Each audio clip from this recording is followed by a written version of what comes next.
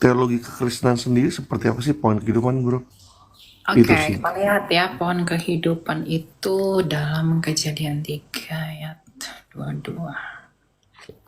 Bentar ya.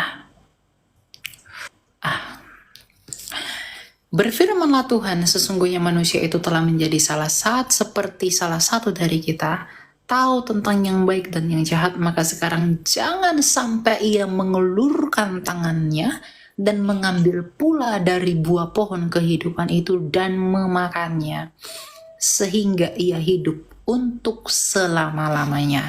Nah, Di Taman Eden, ada dua pohon yang sangat penting, pohon pengetahuan tentang yang baik dan yang jahat. Dan pohon kehidupan, banyak orang bertanya, sebenarnya seperti apa pohon kehidupan itu? Apakah hanya simbol? Ataukah benar-benar pohon yang memberi hidup kekal? Mengapa setelah manusia jatuh dalam dosa, akses ke pohon kehidupan ditutup? Dan apa hubungannya dengan keselamatan hari ini? Mari kita dengarkan penjelasan Eliam Niron. halo semua, shalom, selamat malam. Kita ketemu lagi malam ini. Kita mau belajar seperti biasanya. Ya, hidup ini harus selalu belajar. Karena untuk itulah kita dipanggil.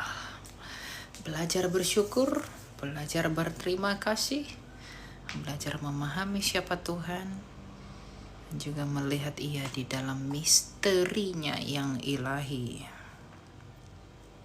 Ya, silakan Ajis. Shalom. Ajis. Ajis. Nggak ada si Ajis ini. Kayak mana kau Ajis?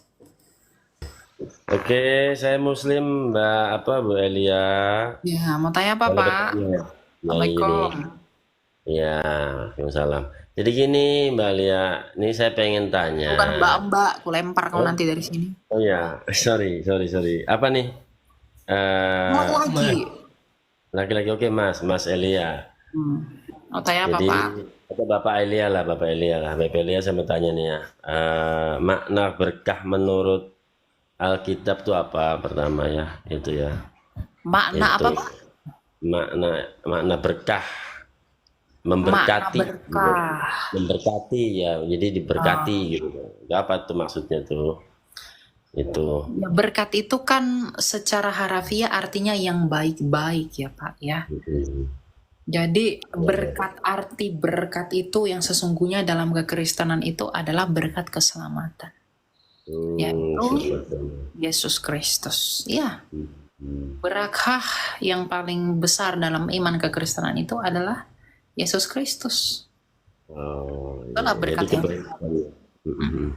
Nah, terus saya soalnya gini, Pak Elia nih ya, bahwa saya pernah membaca berita dari BBC. Beritanya nih dari BBC ya, bahwa Paus memberkati pasangan sejenis.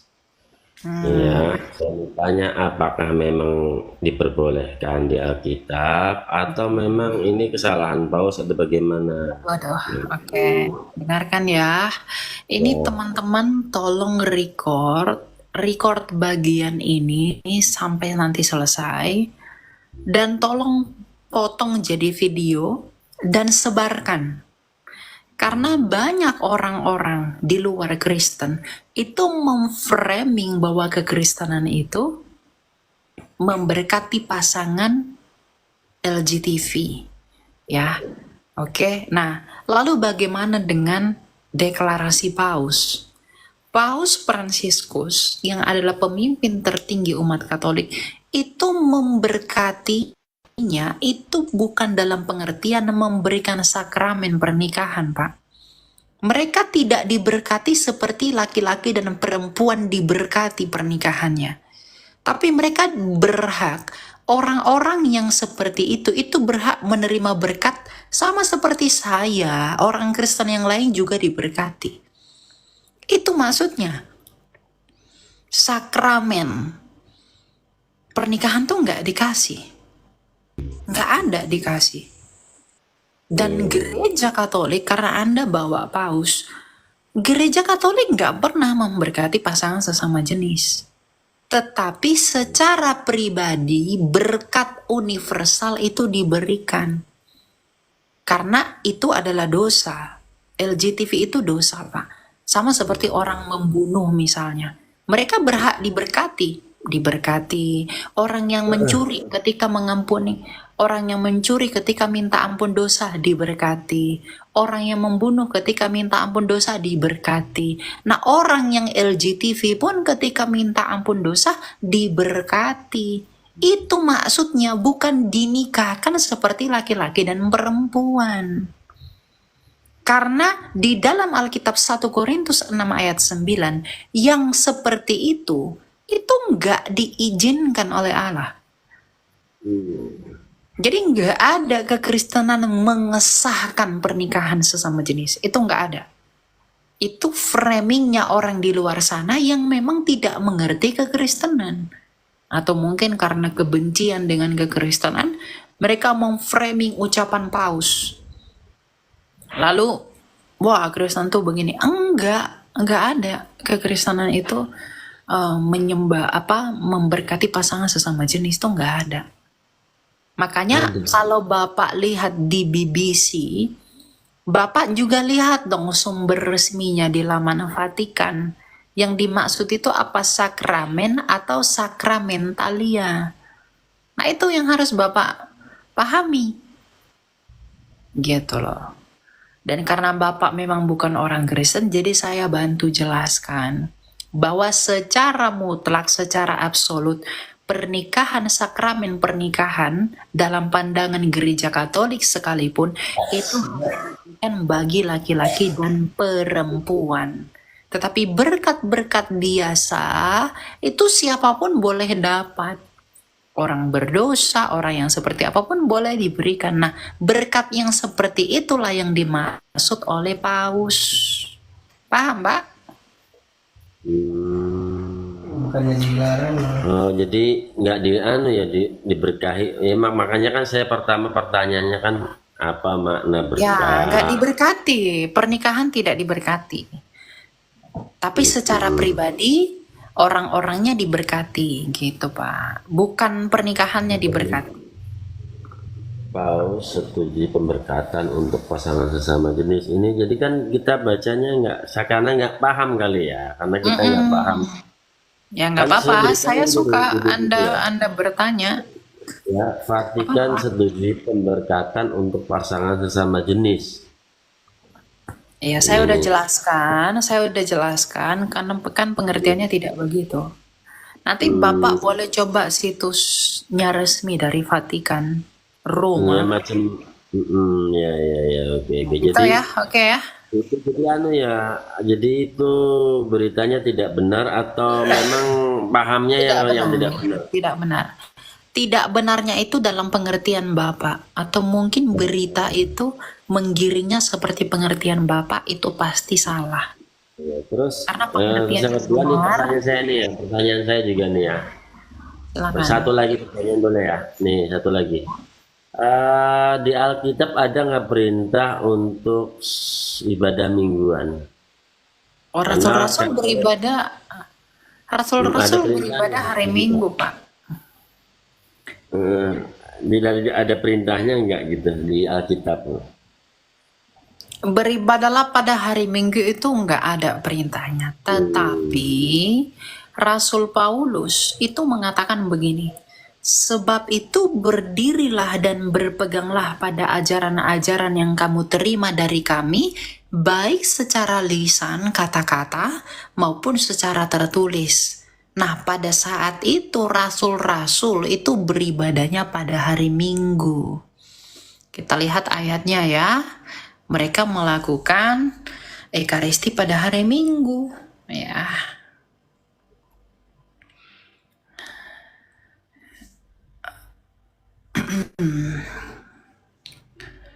Kenapa orang Kristen itu beribadah pada hari Minggu? Karena hari Minggu adalah kemenangannya Kristus atas kematian atau maut.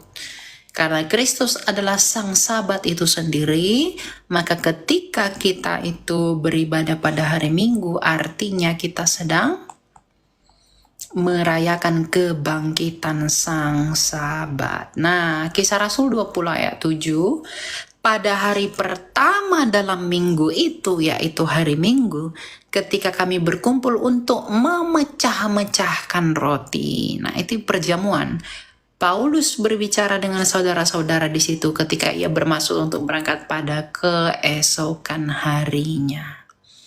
Jadi, para rasul itu sudah beribadah pada hari Minggu yang adalah murid-muridnya Tuhan Yesus sendiri. Nah, ketika mereka beribadah pada hari Minggu, tadi dalam Tesalonika 2 ayat 15 tadi, di 2 Tesalonika 2 ayat 15, Rasul mengatakan, peliharalah hal ini. Pengajaran-pengajaran yang kami lakukan ini sampai akhir zaman gitu. Loh, kenapa hari Minggu? Karena hari Minggu adalah kebangkitan sang Sabda. Disitulah dia menang, menyatakan kemenangannya atas maut. Dengan demikian kami merayakan dan mengambil bagian di dalam kemenangan sang Sabat. Karena Tuhan Yesus mengatakan anak manusia itu lebih tinggi daripada hari Sabat yang adalah hari Sabtu. Maka kami meninggikan dia yang adalah lebih tinggi dari Sabat yang bangkit pada hari Minggu. Itulah mengapa kami beribadah pada hari Minggu seperti yang dilakukan oleh rasul-rasulnya Tuhan Yesus sendiri. Kami nggak memindah Sabtu ke Minggu loh, nggak loh ya. Gitu. Itu ya. Oh ya, oke. Terima kasih keterangannya. Nih, saya senang nih room ini nih jadi ada wawasan ya. Oh iya Pak, Wawasan. forum saya itu benar-benar wawasan Pak, bukan wawasan media, tapi wawasan media itu ya. Oke Pak. Terima kasih, terima kasih ya, ya, ya. Oke, Tuhan berkati Pak. Semoga Anda mengambil bagian dalam kodrat ilahi dengan memberi diri dibaptis. Amin. Itu doa saya loh ya. Bapak terima atau nggak terima itu urusan Anda. Silakan. Oke, ya silakan Marlon.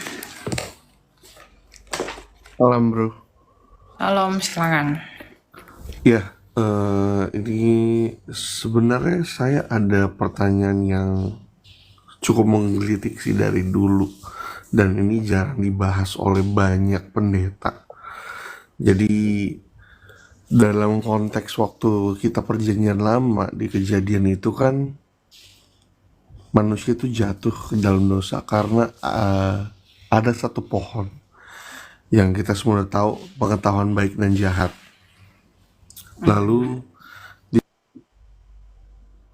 Jangan keluar dari dari room. Nanti kalau kamu keluar suaramu nggak kedengeran.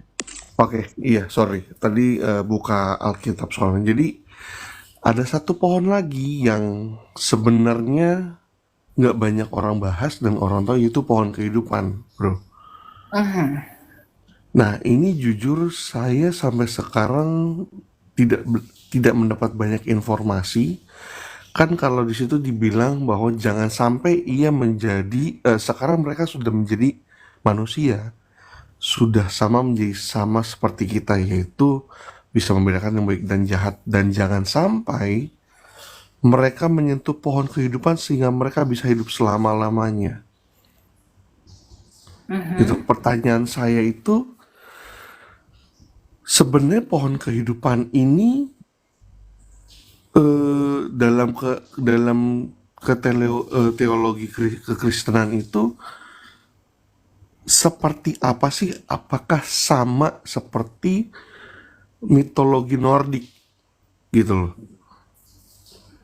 Nordik itu maksudnya bagaimana? Kalau mungkin bro pernah denger Yggdrasil, apakah ada kesamaan atau memang kita belum banyak ngupas Paham lebih dalam. Nordik itu tentang pohon kehidupan itu apa? Coba kamu jelasin ke saya. Kalau ya Bersifat dari yang sama saya atau- tahu, pohon itu menopang beberapa dunia yang dianggap dalam mitologi Nordik itu menopang beberapa dunia lain di luar dari dunia-dunia yang lain. Kan mereka bilang bumi itu Midgard, lalu dunia para dewa dan yang lainnya seperti itu.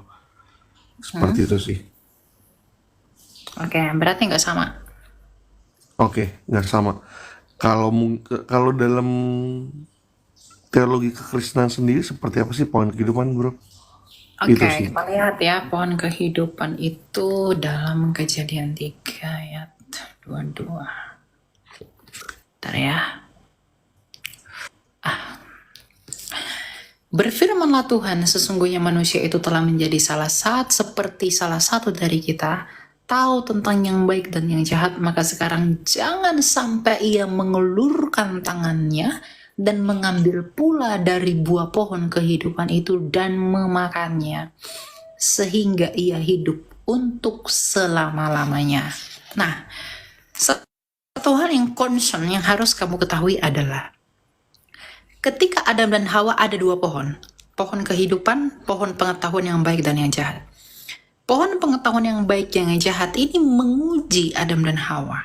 Pada akhirnya mereka jatuh dan tidak taat, dan ketidaktaatannya dengan memakan buah ini akhirnya mereka menjadi berdosa. Dan ketika mereka menjadi berdosa, maka Tuhan menghalau mereka dari pohon kehidupan ini. Agar apa?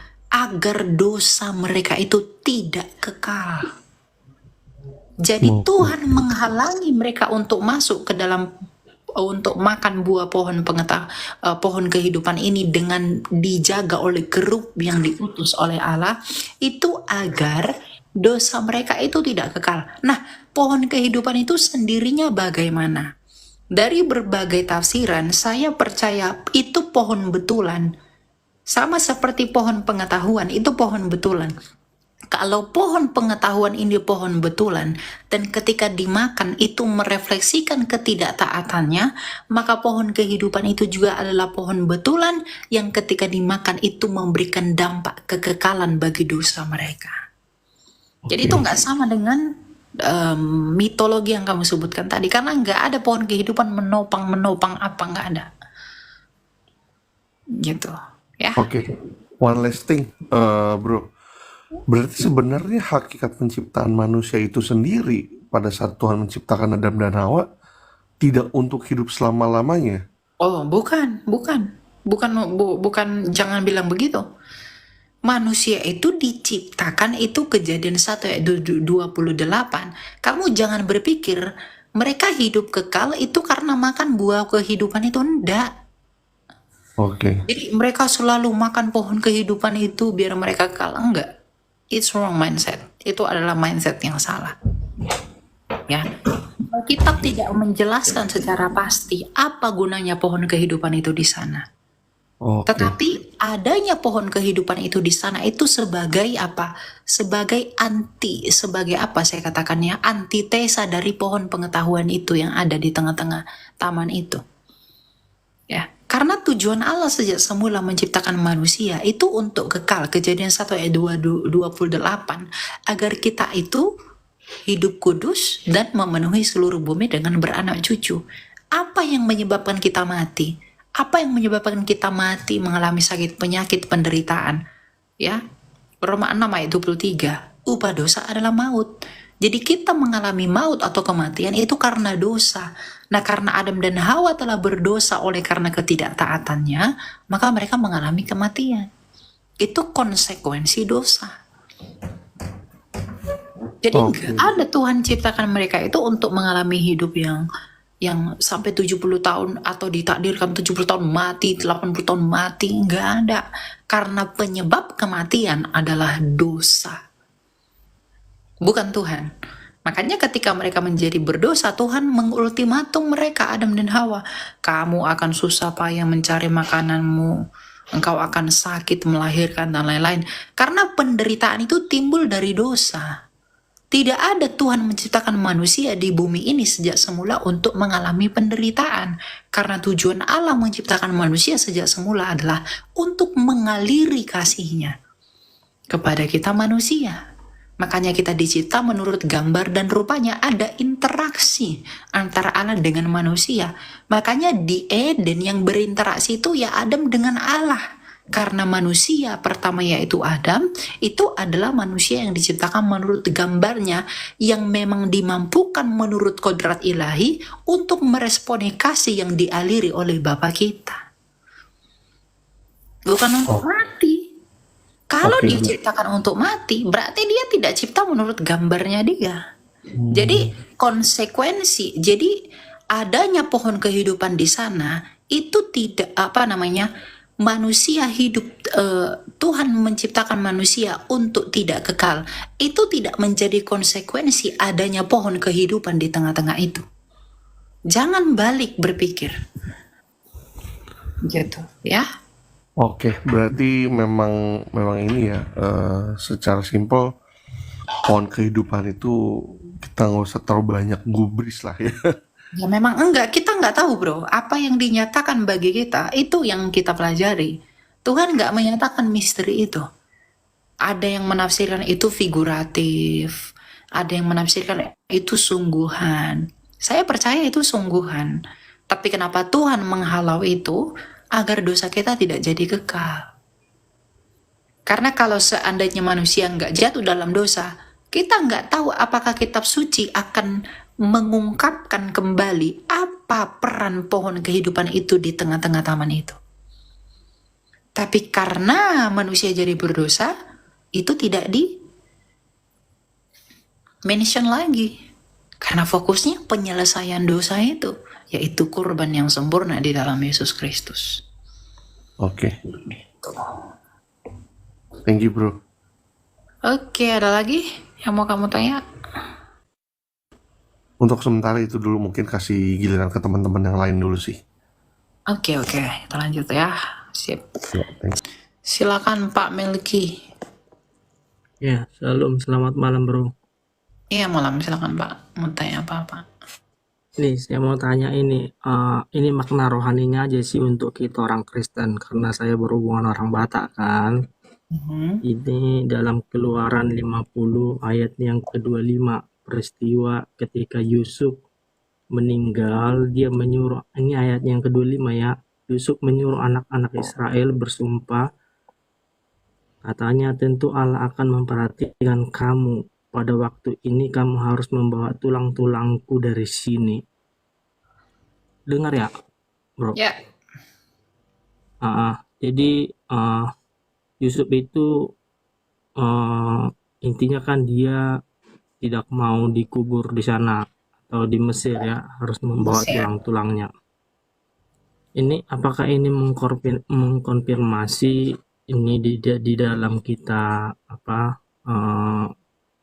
orang Batak lah, apakah mengumpulkan tulang-tulang yang udah meninggal itu adalah hal yang bisa diterima, dan makna rohaninya apa kira-kira buat kita, seperti itulah. Makna rohaninya bagi kita nggak ada. Tapi apakah bisa dilakukan? Bisa. Selama sebelum kalau orang Batak itu bilangnya mengokal holi kan. Nah, kan sebelum melakukan itu kan ada doa dulu kepada Tuhan. Ya. Kita doa dulu sama Tuhan, kita merendahkan diri sama Tuhan. Tuhan, kami tidak berniat yang lain-lain, kami hanya merasa sayang sesuai dengan janji dari orang yang meninggal yang telah dikuburkan ini, maka kita pindahkan ke tempat yang lebih layak. Dan itu nggak masalah, gitu loh. Dan selama perlakuan terhadap adat istiadat itu tidak lebih tinggi daripada firman Allah, nggak apa-apa. Gitu, karena bangsa Israel pun membawa tulang-tulang Yusuf kembali ke tanah yang dijanjikan. Kalau mana rohaninya enggak ada. Apalah gunanya tulang-tulang itu lagi bagi dia yang meninggal itu? Enggak ada. Tuhan akan bangkitkan dia bukan dengan tulang-tulangnya itu lagi, tapi dengan tubuh kemuliaan yang baru bagi dia. Gitu. Ya. Atau mungkin dalam kebudayaan Yahudi adakah maknanya ini menyatukan tulang-tulangnya ini ke Enggak, nenek moyangnya Bapak Abraham, Ishak dan Yakub ya? enggak ada. Saya tadi udah bilang nggak ada makna rohani. Oke. Karena itu Kasih terakhir. bro. Oke. Ya. Oke. Tuhan berkati.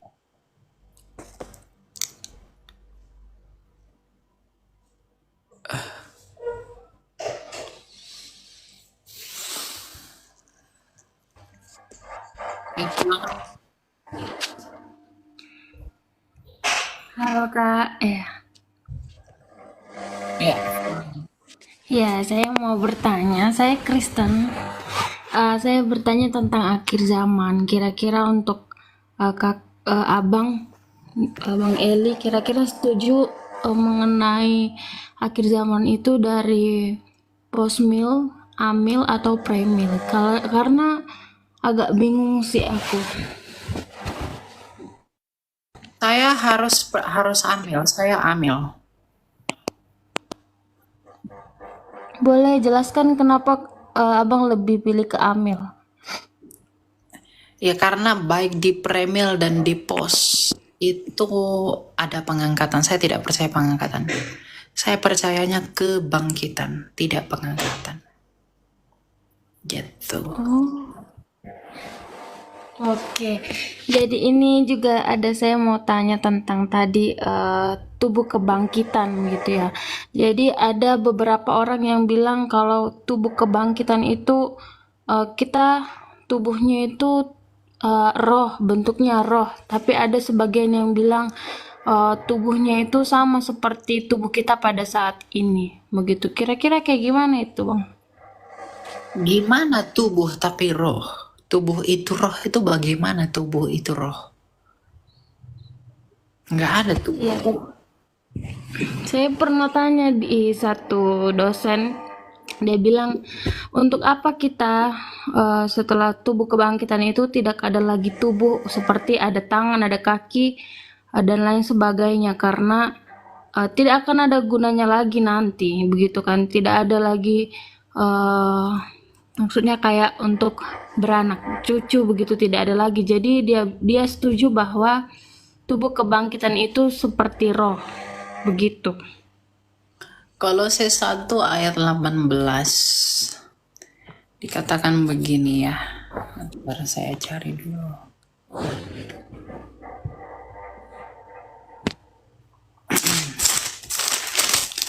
Kolose 1 ayat 18 dikatakan begini.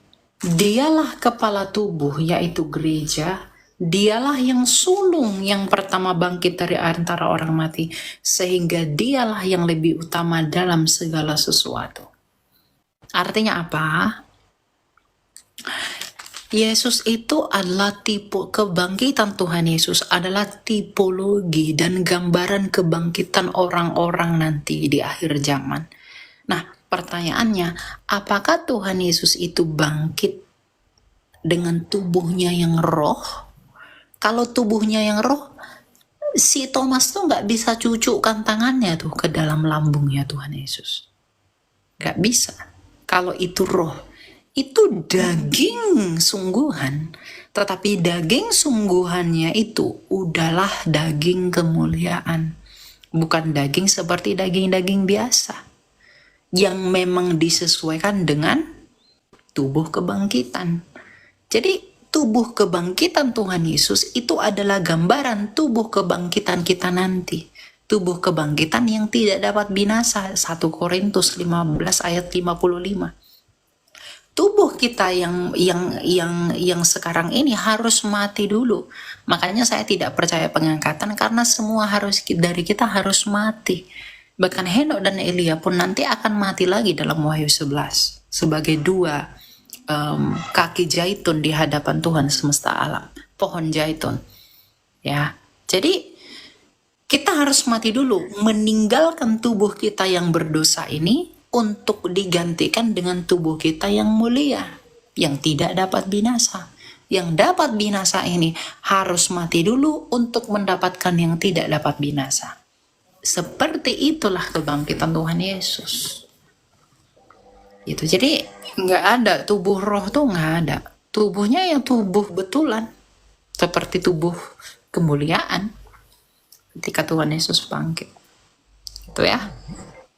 Oke, Bang, satu lagi. Ini tadi kan saya dengar tadi Abang ada bilang tentang free will-nya dari Hawa ya, tentang dia untuk memakan buah pohon pengetahuan yang baik dan jahat itu. Nah, jadi yang mau saya tanyakan, apakah free will itu yang diberikan Allah kepada manusia itu adalah free will untuk manusia itu bisa memilih yang di luar daripada kehendak Allah, maksudnya kayak berbuat dosa gitu. Apakah free will itu bisa memilih itu? Betul. Free will itu bisa digunakan untuk kemuliaan Allah atau untuk memberontak kepada Allah. Karena kita dicipta menurut gambarnya sendiri. 2 Timotius 2 ayat 13 dan Kejadian 1 ayat 26.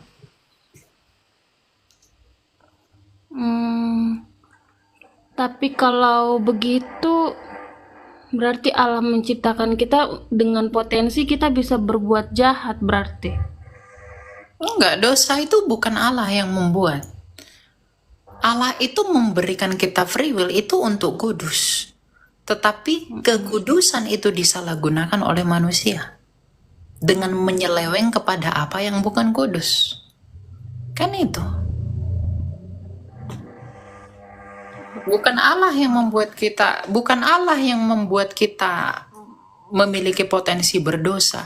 Karena Allah itu kudus, nggak mungkin dari dalam dirinya ada dosa.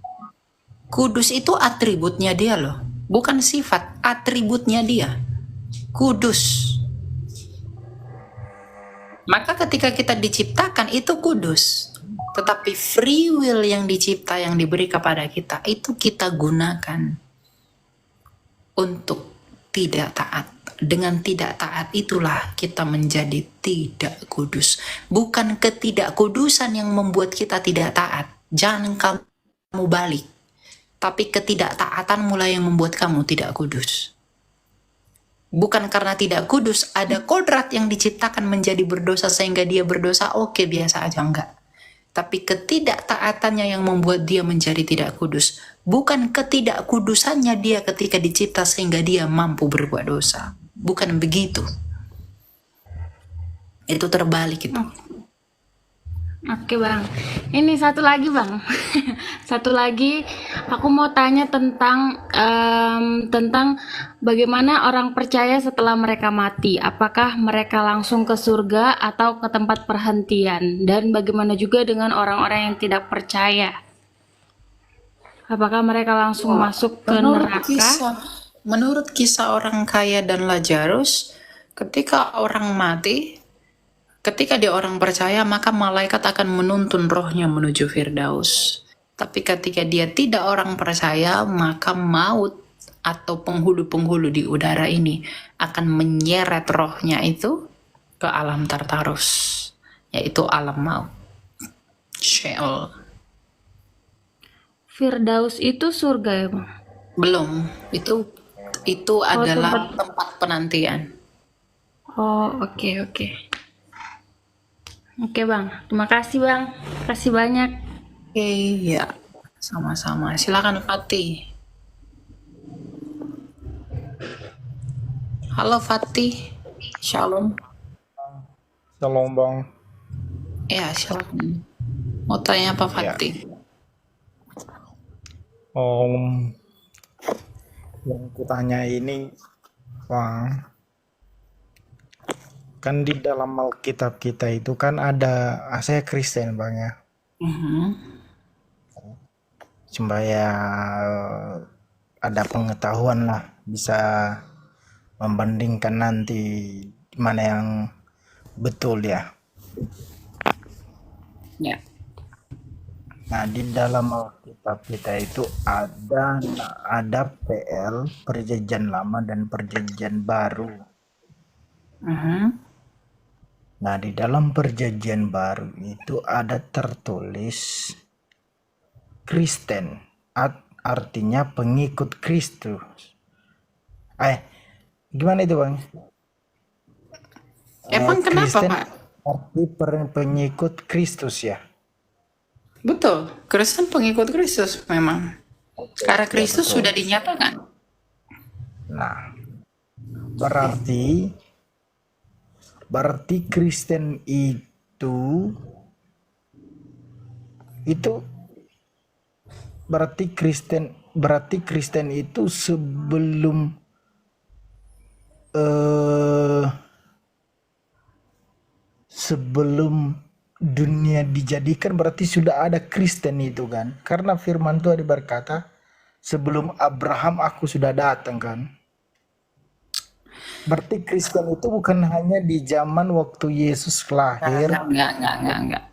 Bedakan Kristen, bedakan Kristus. Kristus itu betul sudah ada sejak kekal, yaitu Yesus.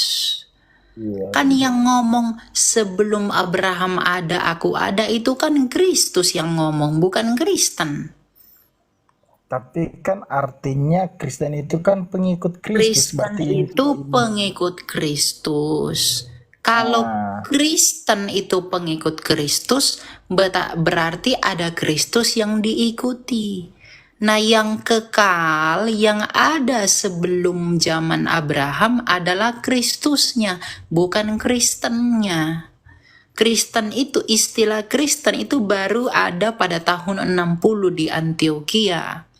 Di Antioquia lah, dalam Kisah Rasul dikatakan, di Antioquia lah untuk pertama kalinya disebut Kristen, Mesihim dalam bahasa Ibrani, atau Kristianos dalam bahasa Yunaninya.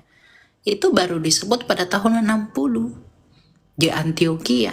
Tapi Kristus sendiri yang diikuti oleh orang Kristen itu sudah ada sejak kekekalan. Paham? paham.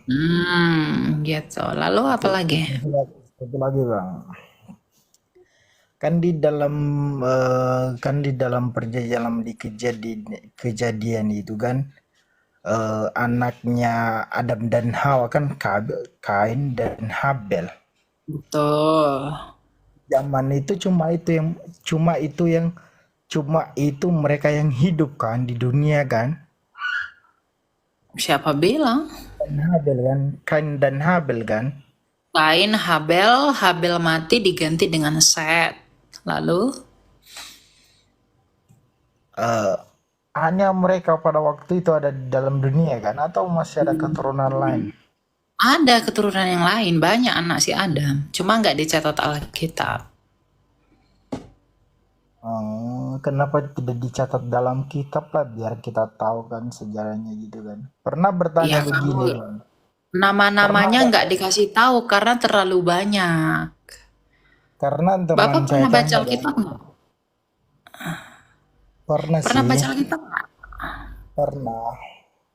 Coba buka Kejadian 5 ayat 4. Nggak ada Coba buka dulu. Alkitabnya. Buka dulu Alkitabmu, buka dulu. Kejadian 5 ayat 4. Ini aku baca di HP, kalau aku balik ke sini nanti kan bisa terhapus gitu. Nanti mati. Karena Emang kau lagi di mana, Pak? Nggak di rumah? Nggak ada di rumah Alkitab? aku lagi di apa di rumah teman soalnya. Oh, di rumah teman. Nah, rumah temannya nggak ada Alkitab rupanya. Nggak ada, ini nama kawan-kawan kan, ya tahu aja lah ya. Gitu ya. Kejadian 5 ayat 4. Umur Adam masih 800 tahun lagi setelah mendapat Set. Ia juga mempunyai anak laki-laki dan perempuan. Jadi ketika ditanya, kan anaknya itu kan Kain dan Set doang, tapi kok bisa jadi banyak dunia ini? Karena ada anak perempuannya juga dicatat oleh Alkitab. Dan mereka saling kawin-mengawin pada masa itu, karena hukum perkawinan saudara baru diberikan di zamannya Musa. Di zaman Adam belum ada hukum kawin saudara. Makanya anak-anak laki-laki dan anak-anak perempuan Adam lah yang saling kawin mengawin. Banyaklah dunia ini penuh. Kemudian Tuhan membinasakan karena mereka berdosa di zamannya Nuh. Tersisa dari Sem, Ham, Yafet. Sem memperanakkan orang Timur Tengah, Ham memperanakkan orang Afrika, Yafet memperanakkan orang Eropa dan orang Asia. Ham melahirkan bangsa Hamitik, yaitu bangsa Misraim, dan Sem melahirkan bangsa Semitik, yaitu Bapak Abraham. Yafet melahirkan bangsa Yafetik, orang Eropa dan Asia. Makanya identik. Oke Bang, terima kasih Bang, udah paham. Thank you, betul. Itu ya. Pas Bang. Oke, kita Namanya lanjut. kan ini luar biasa juga kan nih, luar biasa lah. Ya Tuhan yang luar biasa, bukan saya Pak. Alkitab Iya yang kan luar Tuhan, biasa menjauh. Saya hanya iya kan, menjabarkan aja. iya kan Tuhan berikan hikmah dengan luar biasa kan. Ya, makanya Tuhan yang keren, bukan saya. Jangan kau bilang saya keren. Oke lah, kita lanjut ya. Ya, thank you. Silakan Via. Shalom. Halo, shalom Bang Elia. Ya, shalom. Ya, silakan Via. Aku kali ini mau bertanya tentang berdoa, Bang. Aku kan sebelumnya dari Kristen Protestan. Nah, Ya. kalau misalnya, aku ada keinginan pengen berdoa, tapi mungkin dengan doa orang Katolik atau mungkin doa orang Ortodoks, tapi yang masih dalam kekristenan gitu. Itu sebenarnya nggak apa-apa kan, Bang? Asal yang kita doakan tuh kita percaya gitu. Karena kenapa aku bertanya kayak gini? Sebelumnya tuh aku pernah dikotak-kotakkan sama orang-orang, nggak tahu ini oknum atau enggak, tapi ketika aku bertanya ke dia apakah aku boleh berdoa dengan doa Katolik padahal aku Protestan, itu mereka ada yang mengatakan, oh kamu hanya boleh berdoa Protestan saja gitu, nggak boleh Katolik kayak gitu sih Bang yang pengen aku tanyakan. Makasih Bang. Iya, mau Katolik, mau Protestan, mau Ortodoks itu kan coraknya gereja. Jadi doanya Katolik tetap kepada Tritunggal. Penyembahan Katolik, latrianya mereka kepada Tritunggal. Latrianya Ortodoksia juga ke Tritunggal. Penyembahannya Protestan juga ke Tritunggal. Jadi kamu mau coba doa apapun nggak apa-apa. Saya sering berdoa menggunakan pola doanya orang Ortodoks. Nggak masalah meskipun saya Protestan. Semua doa itu baik. Doa itu adalah bagaimana kamu menjangkau Allah. Jadi mau dengan coraknya Katolik, mau dengan Protestan atau ya silakan saja. Nggak masalah. Itu hanya tentang identitasmu sebagai pengikut Kristus yang datang dari mana. Itu saja. Nggak perlu ribet. Jadi kamu, Kak, saya mau doa novena, saya mau doa ini, silahkan. Kak, saya mau doa ini silahkan. Selama doamu benar, dan yang paling penting kamu tujukan kepada Dia yang benar, bukan kepada berhala. Gitu, ya. Oke Bang, makasih ya Bang, mau nanya itu aja Bang. Oke, semangat ya. Iya Bang. Jadi nggak usah pusing lah masalah doa. Ya doa aja. Tidak perlu. Doa itu bukan karena indahnya kata-kata, bagusnya format. Doa itu hati yang tulus. Itu yang terpenting. Kalau hatimu tulus berdoa,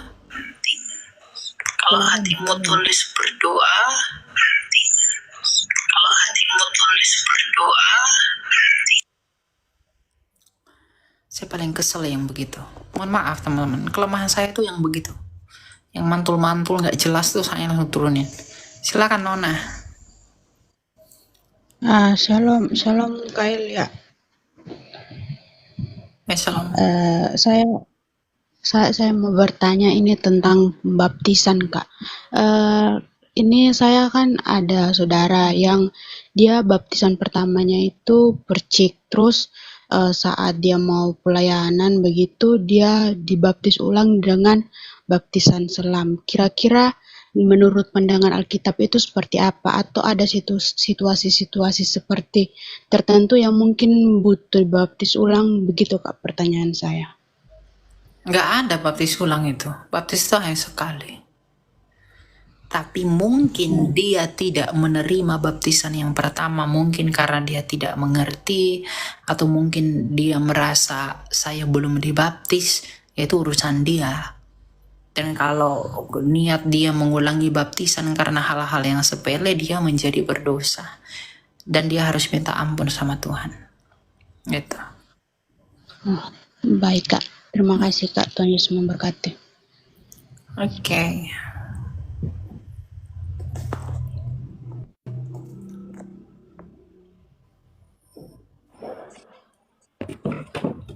Silakan Ira. Halo Ira. Halo. Ya silakan. Kak, Mau dengar? Oh ya. Saya ingin tanya pendapatnya Kakak. Bagaimana kalau kita berdoa itu, kita doa Bapa Kami, kita ulang-ulang seperti doa novena itu, boleh nggak sih? Gitu, maksudnya. Nggak apa-apa, nggak masalah. Nggak apa-apa ya. Karena pernah doa seperti itu, tapi kan doa itu adalah komunikasi dengan Allah Bapa. Jadi apa yang kadang yang ingin kita sampaikan kalau hanya doa Bapa Kami diulang-ulang itu kadang nggak nyampe juga gitu ya. Jadi tapi sekali-sekali seperti itu nggak apa-apa juga kan? Ya apa yang kamu imani ya lakukan aja. Itu aja sih. Nggak perlu yang gimana-gimana, enggak. Yang penting itu ketulusan hati, bukan sekedar ikut-ikutan tradisi lah, ikut-ikutan orang lah. Jadi kamu doa berapa kali terpaksa, tapi mengimani ada sesuatu yang luar biasa, tapi kamu melakukannya terpaksa. Kamu doa 100 kali doa apapun, kalau kamu melakukan itu terpaksa, itu tidak ada artinya. Tapi kalau kamu berdoa singkat, tapi menurut ketulusan hatimu, itu lebih berarti. Jadi bukan tentang jumlahnya berapa kali, tidak. Tapi tentang doamu itu mengandung apa. Itu yang terpenting. Kalau doamu itu sungut-sungut aja sama Tuhan, Tuhan pun malas dengernya. Tapi kalau kamu doamu itu pengakuan, kesadaran kita bahwa kita berdosa, minta ampun sama Tuhan akan dosa-dosa kita, itu Tuhan sukai. Tuhan itu suka sama orang-orang yang bergantung sama Dia. Makanya dalam Yeremia 9 ayat 23 dan 24 dikatakan bahwa yang Tuhan sukai adalah kalau kita memahami bahwa Dia adalah Allah yang penuh belas kasih, keadilan dan kebenaran. Nah itu refleksikan dalam doa-doa kita. Bersyukur, meminta belas kasihnya Tuhan. Jangan doa itu berkat-berkat mulu Tuhan saya mau ini, jangan. Kamu minta dulu pengampunan dosamu. Kamu syukuri dulu apa yang ada. Mau di dalam kekelaman, mau di dalam apapun hidupmu sekarang, kamu bersyukur dulu lah. Kamu bisa hidup, kamu masih diberi karunia iman. Gimana kalau kamu menderita tapi kamu tidak punya iman? Apa yang menjadi pengharapanmu? Gitu. Jadi poin doa itu kan ketulusan hati. Ketulusan hatilah yang membawa kita kepada doa.